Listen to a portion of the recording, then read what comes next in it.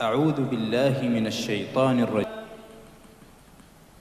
نحمده ونصلي على رسوله الكريم اما بعد فاعوذ باللہ من الشیطان الرجیم بسم اللہ الرحمن الرحیم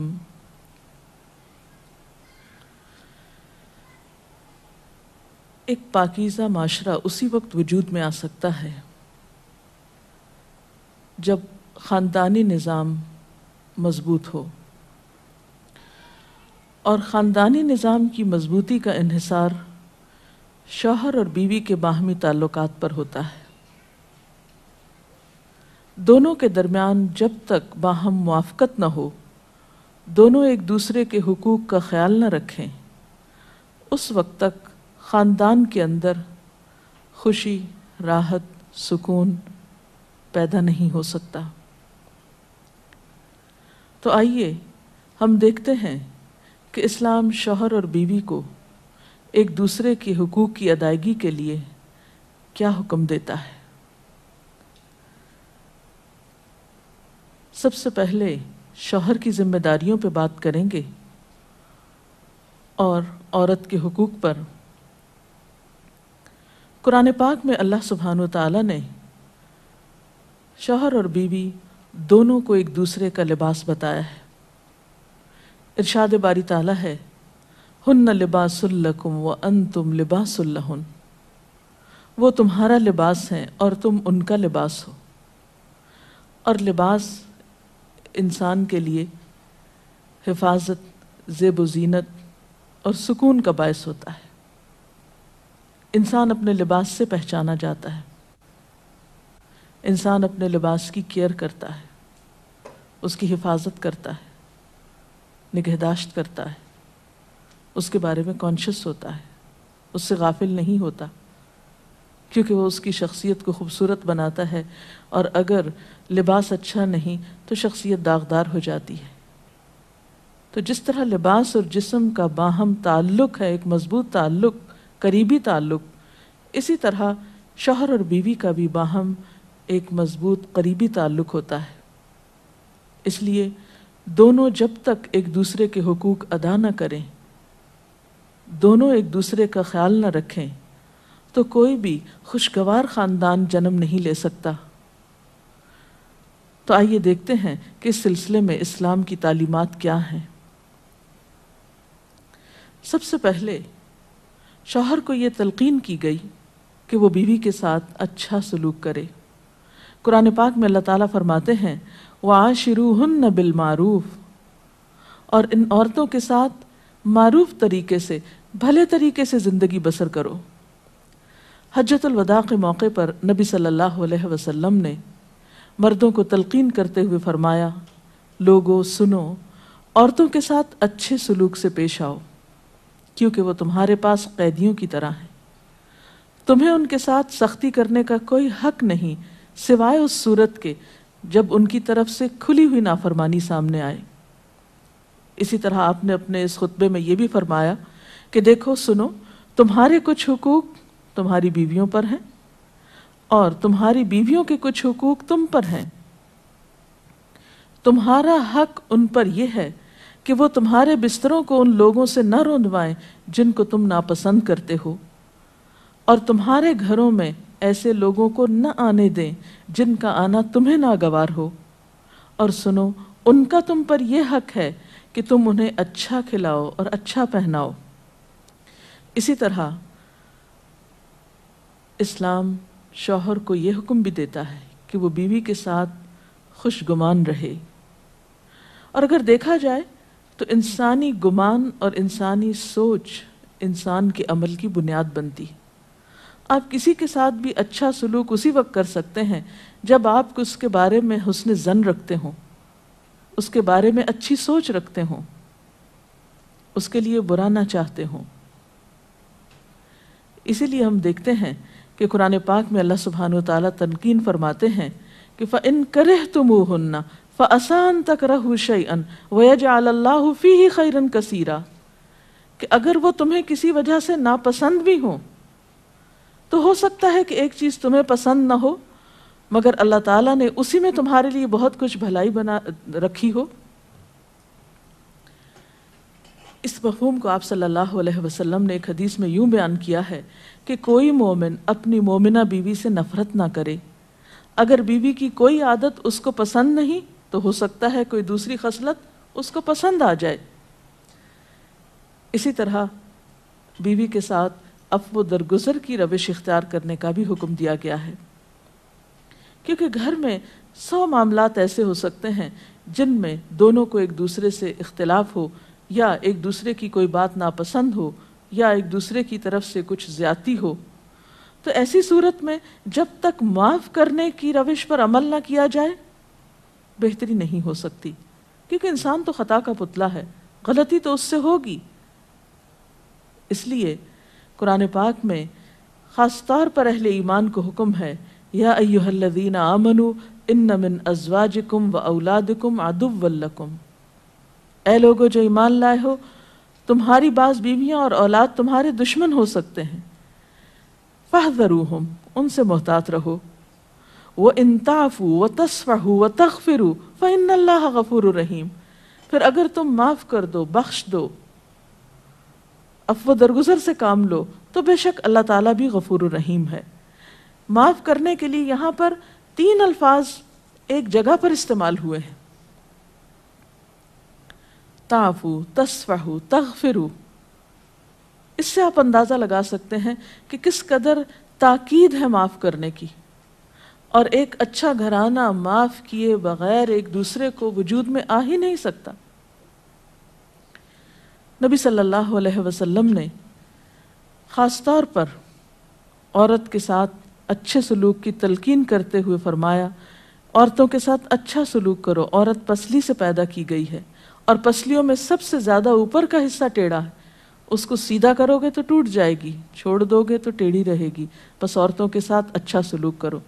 بعض اوقات یہ سمجھا جاتا ہے کہ اس میں شاید عورتوں کی توہین کی گئی، نہیں، اس میں عورت کی فطرت کو بتایا گیا ہے کہ اس کے اندر ایک خاص طرح کے جذبات اللہ تعالیٰ نے پیدا کیے ہیں۔ مرد عموماً زیادہ عقل سے کام لیتے ہیں جبکہ عورت جذبات سے کام لیتی ہے، تو مرد اپنی سوچ کے مطابق عورت سے معاملہ نہ کرے، بلکہ عورت کی پوزیشن کو دیکھتے ہوئے، اس کے جذبات کو دیکھتے ہوئے اس سے معاملہ کرے اور حسن سلوک کرے، تو خاندانی زندگی زیادہ خوشگوار ہو سکتی ہے۔ پھر اسی طرح بیوی کے ساتھ خوش اخلاقی کا برتاؤ کرنے کا حکم دیا گیا۔ آپ صلی اللہ علیہ وسلم نے فرمایا، کامل ایمان والے مومن وہ ہیں جو اپنے اخلاق میں سب سے اچھے ہیں، اور تم میں سب سے اچھے لوگ وہ ہیں جو اپنی بیویوں کے حق میں سب سے اچھے ہیں۔ ہمارے ہاں تو اس شخص کو زن مرید کہا جاتا ہے جو بیوی کے ساتھ اچھا سلوک کرتا ہو، حالانکہ اللہ کے رسول صلی اللہ علیہ وسلم کے نزدیک سب سے اچھا مومن وہ ہے جو بیوی کے حق میں خوش اخلاقی برتتا ہے۔ یعنی کسی انسان کی خوش اخلاقی کا ثبوت اس سے نہیں دیا جائے گا کہ وہ اپنے گھر سے باہر کس کے ساتھ کیسا ہے، بلکہ یہ دیکھا جائے گا کہ وہ گھر کے اندر کیسا سلوک کر رہا ہے اپنے قریب ترین انسان کے ساتھ۔ حضرت عائشہ رضی اللہ تعالیٰ عنہا فرماتی ہیں کہ میں نبی صلی اللہ علیہ وسلم کے ہاں گڑیوں سے کھیلا کرتی تھی، میری سہیلیاں بھی میرے ساتھ کھیلتی، جب نبی صلی اللہ علیہ وسلم تشریف لاتے تو سب ادھر ادھر چھپ جاتی، آپ ڈھونڈ ڈھونڈ کر ایک ایک کو میرے پاس بھیجتے تاکہ وہ میرے ساتھ کھیلیں۔ اس سے آپ اندازہ لگا سکتے ہیں کہ آپ صلی اللہ علیہ وسلم کا اپنے ازواج مطہرات کے ساتھ کیسا سلوک تھا، کیسا معاملہ تھا، اور وہ ان کے جذبات کا کس قدر خیال رکھتے تھے۔ اسی طرح شوہر کی ذمہ داریوں میں سے یہ ذمہ داری بھی ہے کہ وہ بیوی کو خوش دلی سے نان نفقہ دے، اس کی ضروریات پوری کرے۔ اس سے نہ صرف یہ کہ دنیاوی اعتبار سے وہ اپنی ذمہ داری پوری کرے گا، بلکہ آخرت کے اعتبار سے بھی وہ بہترین اجر و ثواب کا مستحق ہوگا۔ نبی صلی اللہ علیہ وسلم نے فرمایا، 1 دینار وہ ہے جو تم نے اللہ کی راہ میں خرچ کیا، ایک وہ ہے جو تم نے کسی غلام کو آزاد کرنے میں خرچ کیا، ایک وہ ہے جو تم نے کسی فقیر کو صدقے میں دیا، اور ایک وہ ہے جو تم نے اپنے گھر والوں کو صدقے میں دیا، یعنی اپنی بیوی کو کھلایا، اس کی ضروریات پوری کرنے پہ لگایا۔ ان میں سب سے زیادہ اجر و ثواب اس دینار کے خرچ کرنے کا ہے جو تم نے اپنے گھر والوں پہ خرچ کیا۔ وہ لقمہ جو شوہر اپنی بیوی کو کھلاتا ہے وہ شوہر کے حق میں صدقہ لکھا جاتا ہے، یعنی فریضے کی ادائیگی تو اپنی جگہ، لیکن اس کا خرچ کرنا اس کے لیے باعث ثواب ہے اس مد میں۔ پھر اسی طرح بیوی بچوں کی دینی تعلیم و تربیت یہ بھی شوہر کی ذمہ داری. قرآن پاک میں اللہ تعالیٰ فرماتے ہیں یا ایھا الذین آمنوا قوا انفسکم واہلیکم نارا، اے لوگو جو ایمان لائے ہو اپنے آپ کو اور اپنے گھر والوں کو آگ سے بچاؤ. قرآن پاک میں نبی صلی اللہ علیہ وسلم کے ذریعے امت کو حکم دیا گیا ہے وَأْمُرْ أَهْلَكَ بِالصَّلَاةِ وَاصْطَبِرْ عَلَيْهَا کہ اپنے گھر والوں کو نماز کا حکم دو اور خود بھی اس کی پابندی کرو. اسی طرح بیوی کے لیے بھی کچھ احکامات ہیں، بیوی کی بھی کچھ ذمہ داریاں ہیں جو اسے شوہر کے حق میں پوری کرنا ہے. پہلی ذمہ داری یہ کہ بیوی خوشی کے ساتھ شوہر کی اطاعت کرے.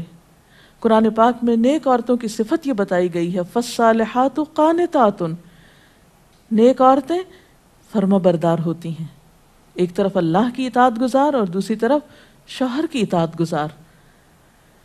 شوہر کی اطاعت کے بارے میں ایک حدیث میں آتا ہے آپ صلی اللہ علیہ وسلم نے فرمایا 2 قسم کے لوگ ایسے ہیں کہ جن کی نمازیں ان کے سروں سے اوپر نہیں جاتی. ایک وہ غلام جو اپنے آقا سے بھاگ جائے جب تک کہ واپس نہ آئے، اور دوسرے وہ بیوی جو اپنے شوہر کی نافرمانی کرے جب تک کہ نافرمانی سے باز نہ آ جائے.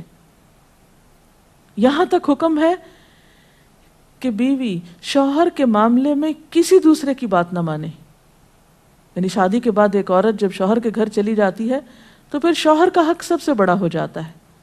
بعض اوقات ہمارے معاشرے میں ایک طرف شوہر کچھ کہتا ہے، دوسری طرف والدین کچھ کہتے ہیں، تیسری طرف کسی اور کا مشورہ کچھ ہوتا ہے، عورت بیچاری بیچ میں پس جاتی. ایسے موقع پر عورت کے لیے کیا لازم ہے، اس کی پرائرٹی کیا ہوگی کہ وہ اپنے شوہر کی بات مانے. عورت کی دوسری بڑی ذمہ داری اپنی آبرو اور عزت و عصمت کی حفاظت ہے. عورت کوئی ایسا کام نہ کرے جس سے اس کی عفت و عصمت پر کچھ حرف آئے. ازدواجی زندگی کی خوشی کا راز باہم ایک دوسرے پر اعتماد ہے. اگر کوئی بھی ایسا کام عورت کرتی ہے جس سے شوہر کے دل میں شک ہو جاتا ہے، اعتماد ختم ہو جاتا ہے، تو اس سے ازدواجی زندگی کی خوشیاں ختم ہو جاتی. یہ اعتماد بے حد ضروری ہے اور اس کے لیے اپنی عزت عصمت کی خصوصی حفاظت. نبی صلی اللہ علیہ وسلم نے فرمایا عورت جب 5 وقت کی نماز پڑھے، اپنی آبرو کی حفاظت کرے، اپنے شوہر کی فرما بردار رہے تو وہ جنت کے جس دروازے سے چاہے داخل ہو جائے. اسی لیے شوہر کی اجازت اور مرضی کے بغیر گھر سے بھی نہیں نکلنا چاہیے. حضرت معاذ بن جبل کہتے ہیں کہ نبی صلی اللہ علیہ وسلم نے فرمایا خدا پر ایمان رکھنے والی عورت کے لیے جائز نہیں کہ وہ اپنے شوہر کے گھر میں کسی ایسے کو آنے دے جس کا آنا شوہر کو پسند نہ ہو، اور وہ ایسی صورت میں گھر سے نکلے جب اس کا نکلنا شوہر کو پسند نہ ہو. اطاعت کے علاوہ شوہر کو خوش رکھنا یہ بھی بے حد ضروری ہے. نبی صلی اللہ علیہ وسلم نے فرمایا جس عورت نے اس حال میں انتقال کیا کہ اس کا شوہر اس سے خوش تھا تو وہ جنت میں داخل ہوگی. اور عموماً کسی کی خوشی کے لیے انسان اپنے جذبات کی قربانی دیتا ہے، بعض اوقات اپنی سوچ کی قربانی دیتا ہے، بعض اوقات اپنے کسی اور راحت و آرام کی قربانی دیتا ہے. تو ایک عورت جب اپنے شوہر کو خوش کرتی ہے تو جواباً اس کے لیے خوشی پلٹتی ہے. اس لیے گھریلو زندگی کی خوشی کا انحصار اسی بات پر ہے کہ دونوں ایک دوسرے کے لیے قربانی کے جذبات رکھتے ہوں، ایک دوسرے کے لیے رحمت اور ایک دوسرے کے لیے مودت کا ذریعہ ہوں. جیسا کہ قرآن پاک میں شادی کا مقصد ہی یہ بتایا گیا کہ دونوں کے درمیان باہم مودت اور رحمت کے جذبات ہوں، ایک دوسرے کے لیے سکون کا باعث ہوں، تاکہ انسانی زندگی بہترین طریقے پر رواں دواں رہے. اسی طرح شوہر سے محبت کا اظہار کرنا، اس کے ساتھ وفادار رہنا، اس کا احسان ماننا یہ بھی بے حد ضروری ہے. حضرت اسماء کہتی ہیں کہ ایک بار نبی صلی اللہ علیہ وسلم میرے پاس سے گزرے، میں اپنی سہیلیوں کے ساتھ تھی. آپ نے ہمیں سلام کیا اور ارشاد فرمایا تم پر جن کا احسان ہے ان کی ناشکری سے بچو. تم میں سے ایک اپنے ماں باپ کے گھر کافی دنوں تک بن بیاہی بیٹھی رہتی ہے، پھر اللہ تعالیٰ اس کو شوہر عطا کرتا ہے، اولاد دیتا ہے، اور ان سارے احسانات کے باوجود اگر کبھی کسی بات پہ شوہر سے ناراض ہوتی ہے تو کہہ اٹھتی ہے میں نے تو کبھی تمہاری طرف سے کوئی بھلائی دیکھی ہی نہیں. تو یہ جملہ ناشکری کا جملہ ہے جو عورت کو نہیں بولنا چاہیے. قیامت کے دن اللہ تعالیٰ اس عورت کی طرف نظر رحمت اٹھا کر نہیں دیکھے گا جو شوہر کی ناشکری ہوگی۔ اور آخری بات یہ کہ عورت کے اوپر لازم ہے کہ وہ اپنے گھر بار، مال و اسباب اور اپنی ذمہ داریوں میں شوہر کی مددگار رہے، شوہر کی وفادار رہے۔ آپ صلی اللہ علیہ وسلم نے فرمایا قریش کی عورتیں کتنی اچھی عورتیں ہیں جو بچوں پہ بہت مہربان اور شوہر کے گھر بار کی حفاظت کرنے والی ہیں۔ آپ صلی اللہ علیہ وسلم نے ایک اچھی عورت کی خوبیاں بیان کرتے ہوئے فرمایا مومن کے لیے خوف خدا کے بعد سب سے مفید اور باعث خیر نعمت نیک بیوی ہے۔ اور نیک بیوی کون؟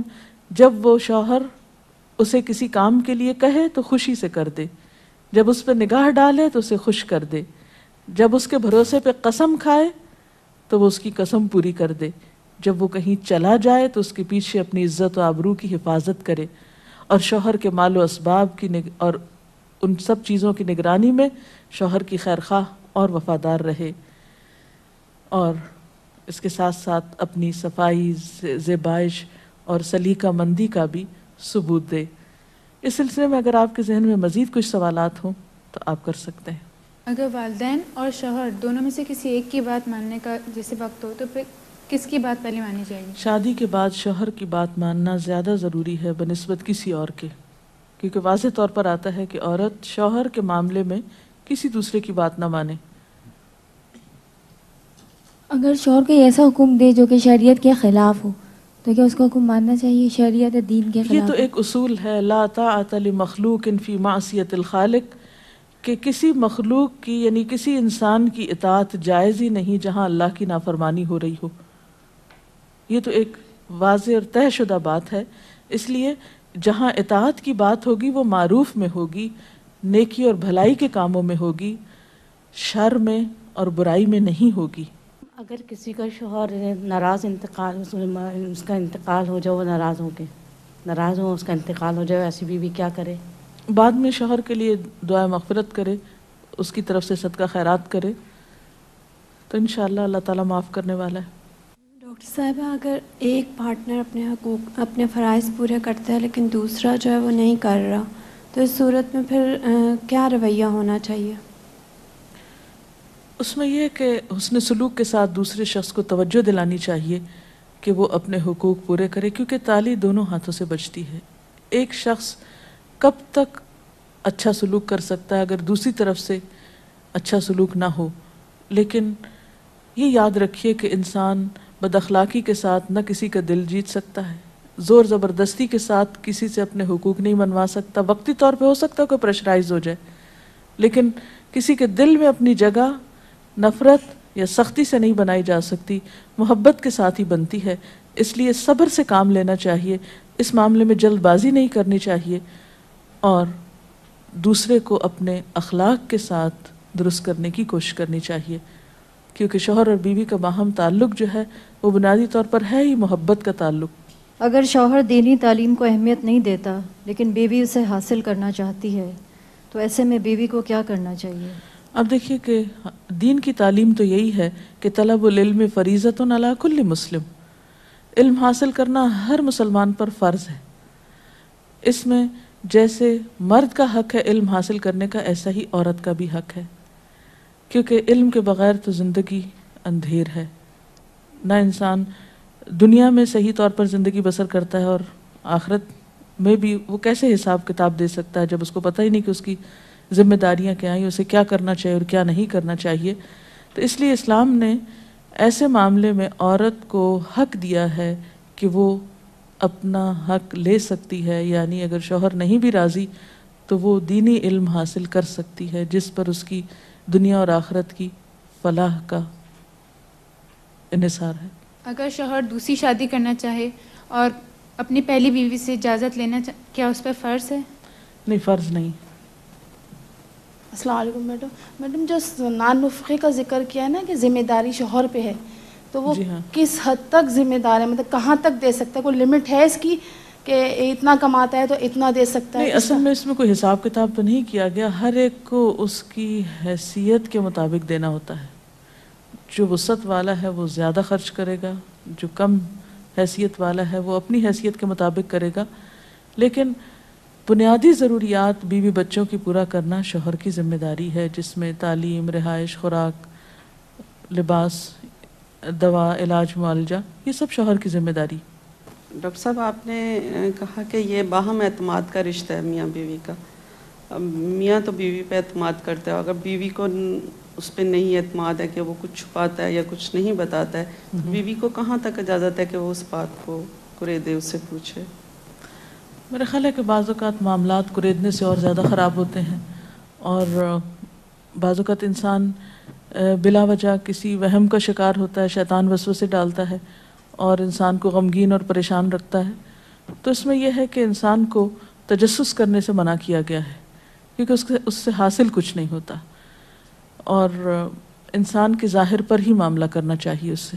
اس کے ساتھ ہی آج کے پروگرام کا وقت ختم ہوتا ہے. اب اجازت چاہتے ہیں. السلام علیکم ورحمۃ اللہ وبرکاتہ. اللہ اکبر، اللہ اکبر، لا الہ الا اللہ، واللہ اکبر، اللہ اکبر وللہ الحمد.